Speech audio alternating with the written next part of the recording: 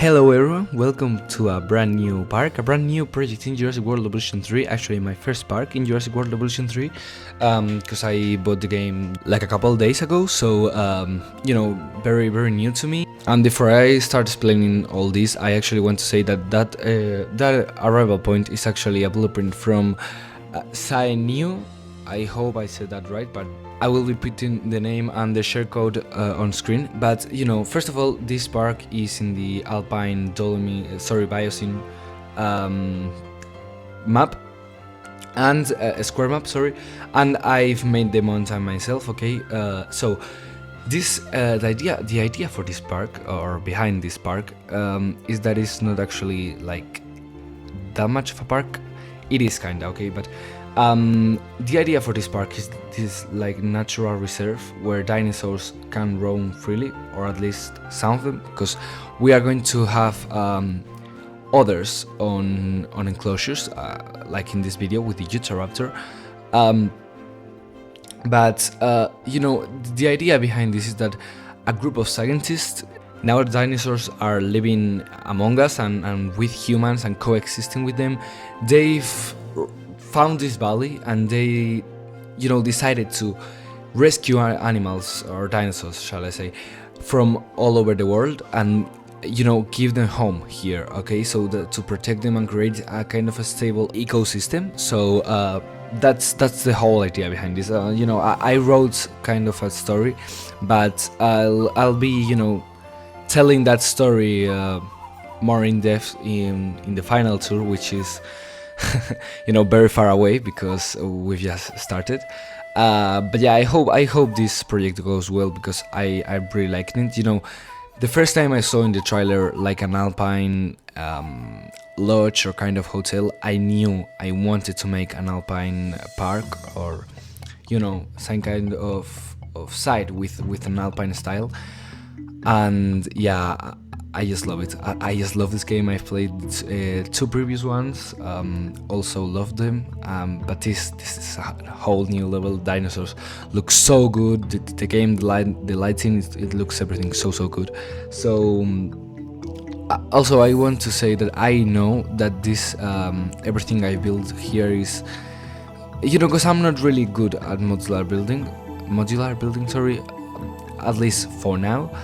But I hope I'll improve, and I will take on the challenge of building actual buildings on this game, because but I have to get more familiar with all the pieces and everything. I've seen some of them, and let me tell you, they are good. They are really good, and yeah.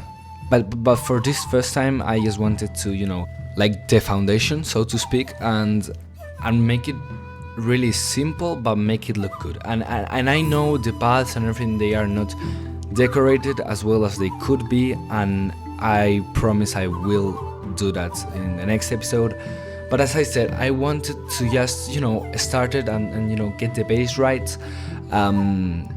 So let me explain. Here I'm just messing with all the decals and everything, because I wanted to see everything that we had, and I was just entertaining myself and being really amazed by everything. And here yeah, as I said, testing, just testing. Okay, so actually this is my first video with a voiceover. Okay, so I hope you like it. And I hope my English is as good as I hope it is, or at least my pronunciation, because if you couldn't have told by now, I'm actually Spanish. So yeah, I hope this sounds good to you, and you understand me well. I'm trying my best, and this will also help me to improve my English. I hope so. So yeah, here I'm just messing with the terrain and observing the views, because I'm actually pretty amazed by the views of the park. These are blueprints. These are actually large Alpine Lodge by Kex 912. Here I'm placing them all over the place, really. And I also messed a lot with the terrain textures, and also because they are in terrain paints, they are like, I don't know how to explain it. I really don't know how to explain it, because we didn't have that in Jurassic World Evolution 2. At least that's what I believe. But they are not like paints, but it kind of paint the terrains, and also paints the terrain, sorry, and generates rocks. I don't know how to really call it, but terrain brush, or I don't know really. I really don't know how to call it, but here I'm just doing like a ramp for the hotels for the guests, or for the path to be smooth, because you don't want a very steep incline. So here I'm just placing some path and connecting all the hotels together. And as I said, I didn't decorate this much, apart from placing some foliage and everything. But also, I don't want this park to have like a lot of plazas and like decorations, because I wanted to really feel like very natural, like you are, like, this wasn't built by people, or like it was built by people, but you get the idea. Like, you are stepping into this world, or into this valley that the humans don't control. You are the stranger here. And yeah, I don't want it to feel very like theme park or very like decorated, because as I said, I wanted to really feel very natural, like you're stepping onto nature, like with your commodities, with your hotels and everything, but nature. So that's why I didn't decorate as much, but I will put some decorations and everything. I will make it a little bit prettier, but I want to maintain that kind of as I said, really natural aesthetic. Here I was again messing with the pieces and discovering or testing, viewing, whatever you want to call it, some pieces, some planters and everything. I've also downloaded a lot of preprints already because I really I'm really like amazed by all the things people have created, and they look so good. It's incredible. Also some waterfalls, because I had to use this new waterfall tool. Well, I'm talking about new because it's new for me, okay? I'm aware that the game's been out for like 2 months now, but like I am really excited about this game, about playing this game and everything. Here, placing more rocks. Also, I'm painting this. Well, I tried with the wetlands brush, but I didn't liked how it looked really. I don't think it really fits in this set, like more mountain or alpine.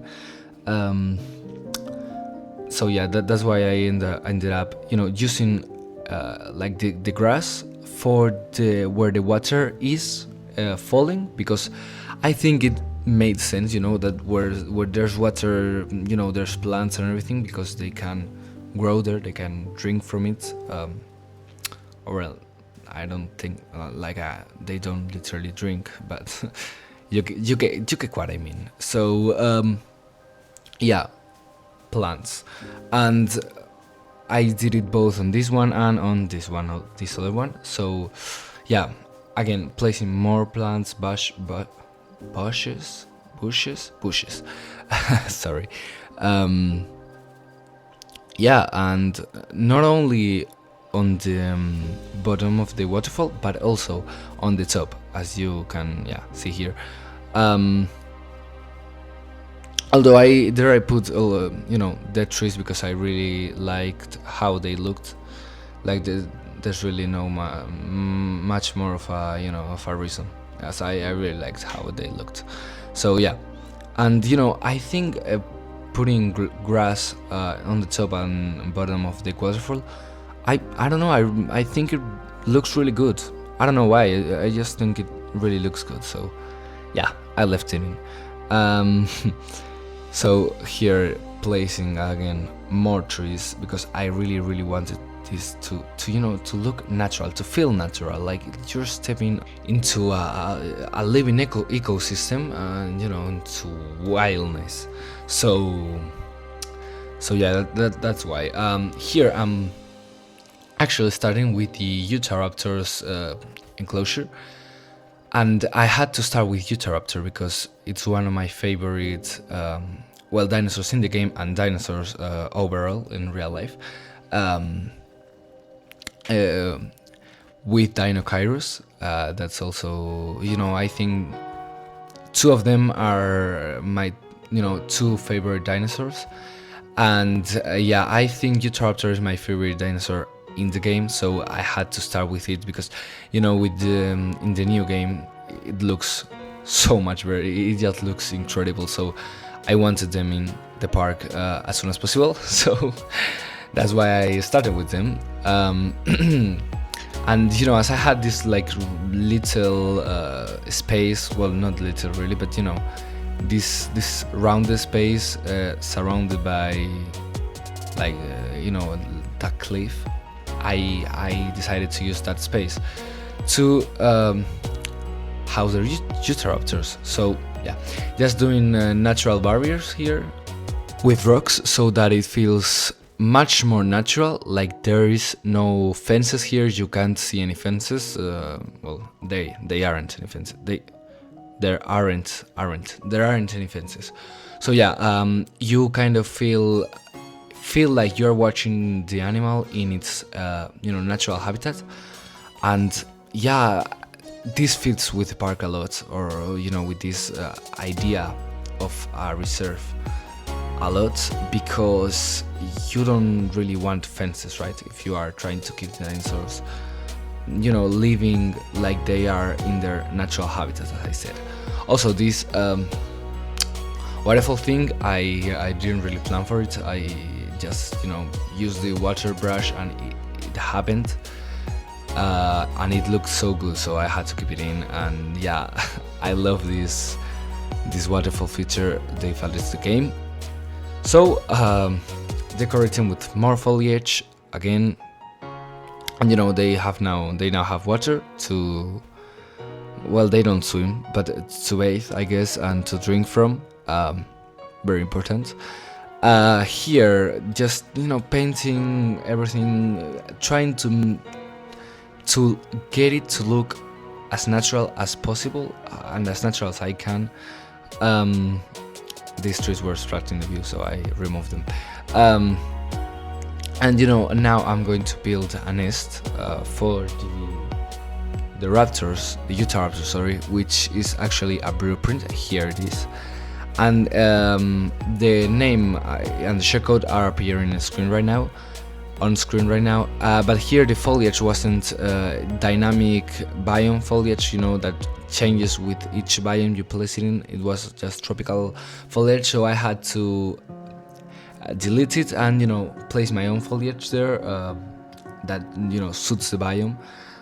So that's what I'm doing here. And I also place this tree, which I don't know, I just really like how these fallen or like dead trees look, and you know, I wanted to put like a fallen tree that's, you know, fallen into the rock, and it's kind of, you know, resting there. So yeah, and goat feeder, connecting the path here, connecting to the rest of you know, to the main path. And yeah, I had this thing with the path that kept snapping, and I think there's actually a hotkey where, you know, it allows you to, or it allows the path, I guess, to not clip into other things, or, you know, to not snap into, not clip, yeah, I said that wrong, snap. So yeah, you know, snap into place. But well, actually here I'm just finishing. If you like this video, consider leaving a like, subscribing maybe. and I hope I'll see you in the next one. I'll leave you now with some cinematic shots. Bye bye.